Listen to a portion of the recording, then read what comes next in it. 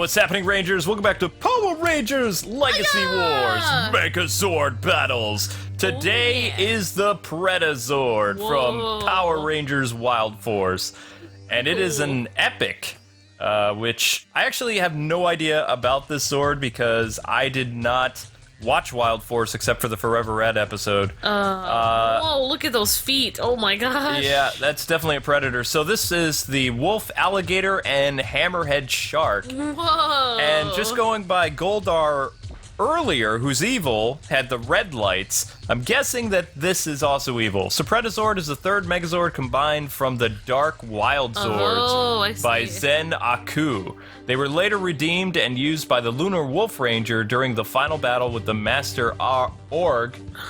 They were destroyed along with the Ranger's other Wild Force Zords. Okay, so this was originally a bad Zord. It became a good Zord. Or at least in, I don't know in Sentai. In Sentai, it could have been bad the whole time. Yeah, who knows? In America, it becomes good and all that kind of stuff. It's so interesting to see, like, the difference between the Sentai version and the American version, because it could be the same footage, totally different plot. I am still surprised that they adapted Wild Force from Super Sentai, because that actually, to date, had a lot of Rangers that were killed in the Super Sentai version fighting a monster. It was pretty vivid too. It was like one of the worst Sentai deaths, like besides the Green Ranger and Jew Ranger. Gosh. Whoa. Yeah, totally. But I don't think they ever showed that episode, because remember, like in America, we were talking about this off screen. They only make about 40 episodes, where Sentai makes about like 80 or 90, and then Saban can pick the different story segments he wants to use. Yeah, that is crazy. I mean, you think about it, I mean, yeah, in Japan, so much more work goes into the Sentai than the Power Ranger version of it, because they're actually creating everything. They're creating the storylines, they're creating the costumes, they're creating the Zords, and like, they're doing all the footage that is later reused for, Power Rangers. So, and then the fact that they do twice as many episodes in addition to creating everything is like, wow. Well, they worked tremendously hard. In Super Sentai, they have three teams. They have the suit actors, they have the Zord actors, or, most of the Zord fights now are all computerized. But back in the day, it were suit actors. And they would go and shoot a part of the episode. The suit actors would go and shoot a part of the episode. And then the live action people would go and shoot some stuff. And then it would all come together. And they would actually, just like in Power Rangers the first season, they would shoot like 10 episodes a week, but different parts of it. And then once the show was ready to go into post-production, they'll come in and they'll do ADR for when they were in the suits, or when other people were in the suits, to kind of match up everything and the sound effects of grunts and things like that. Yeah. Well, actually, it's kind of weird. I was noticing, like, some of our subscribers and stuff talking about nice job. How they liked the older Zord battles better. For some reason, it had, like, more to it. It was more exciting. But nice job. But you and I were actually talking about that, too, where they actually put more... we were watching the difference between the first MegaZord battle and ones later than that, where they would actually show the... Sentai footage of the people in their individual Zords, and then talking about, let me, I'm gonna do this just like riding a bike, and they kind of like illustrated how they were putting the Zord together and learning how to do it better as time went on. Like, you could feel a lot more like you were a teenager learning how to put your, Zord together with the other ones. And the reason why they didn't do a lot of ADR for the Thunderzords is because Austin, Twee, and Walter Jones were gone. Yeah. So they couldn't do a lot of, they couldn't have the actors on hand to do additional stuff. That's why the Thunderzord transformations, even at the beginning of Season 2, there's not really a lot to them. Yeah, I felt like, because I can remember the first Zord, MegaZord, and then the second one, it felt like it wasn't as relatable, because you couldn't see them as well, like, together but you could. I mean, they had them together, but like you were telling me, they had to make another set. They had to make a whole new set, and which cost Power Rangers a lot more money, actually.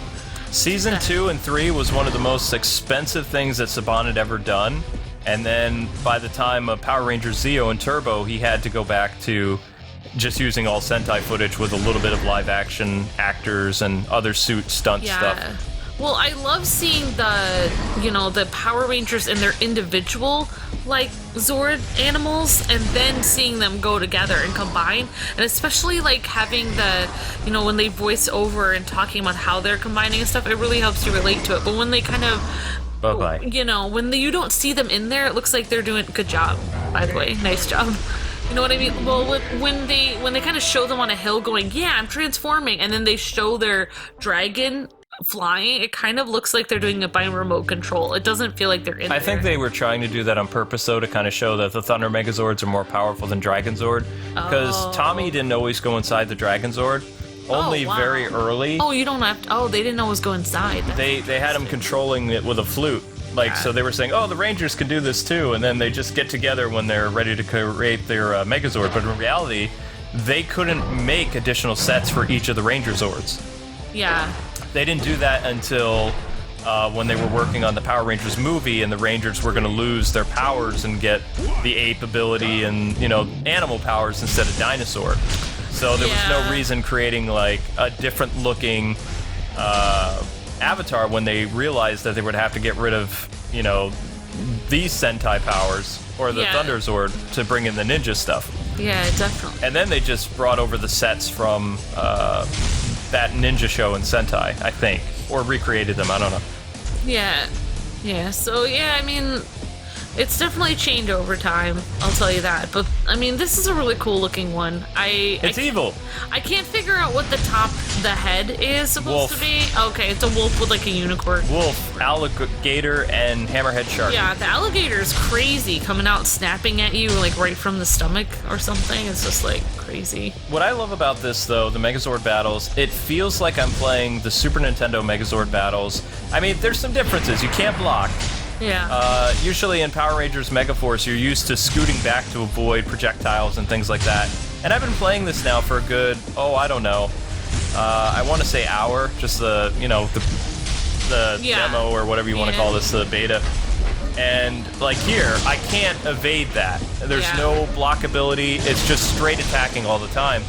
And that's cool, but at the same time, it would be cool to have a block. Yeah, because the Megazord fighting games, they were fighting games like Street Fighter. You could block and stuff like that. Yeah. But I like the combat in this better than the actual Ranger fights. The Ranger fights, it seems like a lot of people rely on the assist to win and stuff like that, getting the right card placement. This one is just like, you have a power gauge, you have different, like, megas that you could bring in that I've been selecting to show you guys different abilities from, damage over time, healing, force fields, all kinds of cool stuff.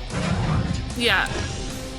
So you like the combat in this actually better than this feels like more of a fighting game.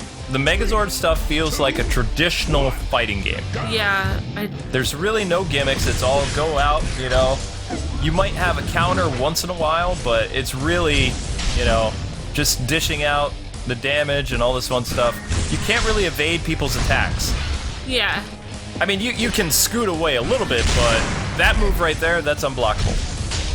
Yeah, I was just thinking about the last Power Ranger game that we played that actually had... the Megazord battles? Megazord battles. You're talking about Mega Battle? Yeah. Yeah. I can't remember exactly how we did that. I thought it was a lot of... QT, QuickTime events, QuickTime events. So this is such an improvement from that, if you think about it. There's a lot of things in Legacy Wars that has actually improved over a lot of other Power Ranger games. Well, we actually have a friend coming who's going to modify our Super Nintendo Classic, and I want to put some of the Power Ranger games on there. So we could actually play the Megazord battle game, like in HD. You could see what that was like on our TV. I'll show you it, along with some other cool games that didn't come out over here. It's really nice, though, to see, because there's a lot of older Power Ranger games that look a little bit fuzzy, so it's really cool to see in this game nice, clean graphics and a really cool-looking, Megazord battle, so, I don't know. So I'll have you guys know that I'm actually back to pestering my friends over at Enway for what Zords I want to see in this mode.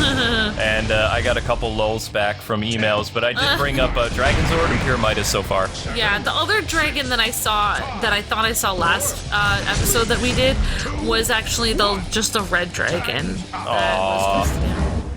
And it blows up anyway. I wish they had different poses, but you have to remember the suit actors, they didn't do all that much. Although I don't like the Thunder Megazord's last pose in this game, because basically they're just doing the Dino Megazord, which was putting his arms down. Yeah. The Thunder Megazord would always put away his Thunder Saber, like a samurai. And I would have liked to see them do that. I know that they're really trying to get these Zords out and stuff like that. Oh, yeah, definitely. Maybe they could add that in or something. They can, because they changed Jason's Mighty Morphin ending. Yeah. Like, they changed his pose, so they could always change the poses later. Well, that's something that I would suggest. Yeah. Well, this is this is really cool looking. I mean, such a creative concept of a shark, a wolf, and a... Oh, you're going to see all kinds of Megazords over time, but yeah. I mean, some of them I'll know, some of them I won't. But anyway, guys and gals, that does it for the Predazord from Wild Force. Don't forget to like, comment, subscribe, and join us tomorrow as we look at Goldar. Yeah. Till we meet again, God bless and happy gaming. See ya.